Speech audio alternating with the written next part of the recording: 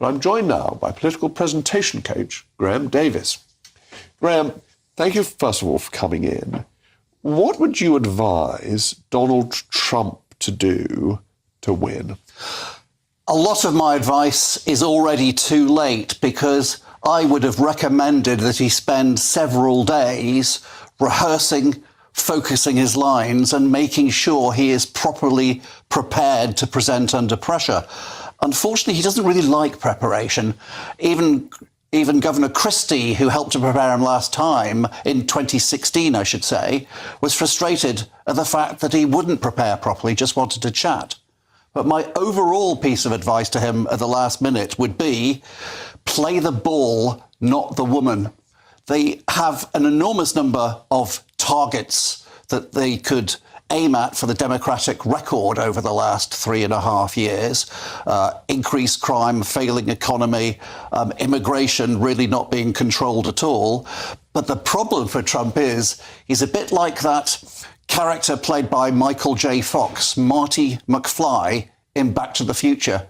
If somebody says chicken to him, he just can't stop himself going into fight. And that is one of his biggest weaknesses. And what advice would you give to the Vice President? What should she do? Should she really try and needle and rile Donald Trump so that he explodes? Far be it from me to condone any childish behaviour from politicians, but yes, absolutely. She has sometimes the image of a rather dour, one-pace, one-dimensional prosecuting lawyer.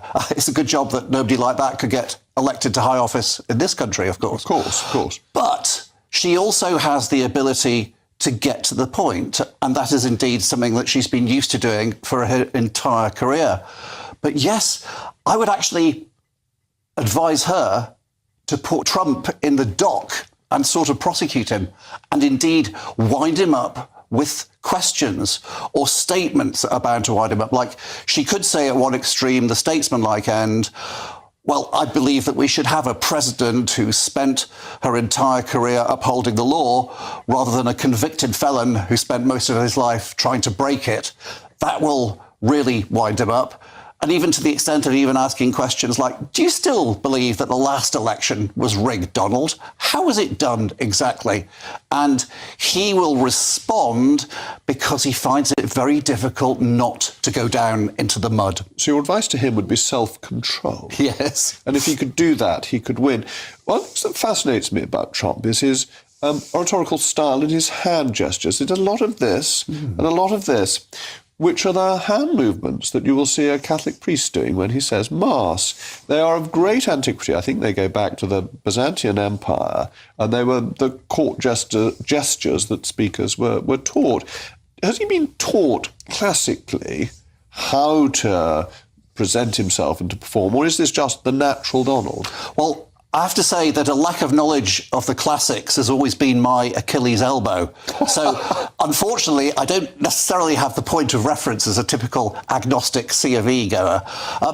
I don't think that one can easily overthink the Trump phenomenon. It's certainly a habit he's got into, especially this strange one with the whole. And sometimes it's almost hypnotic.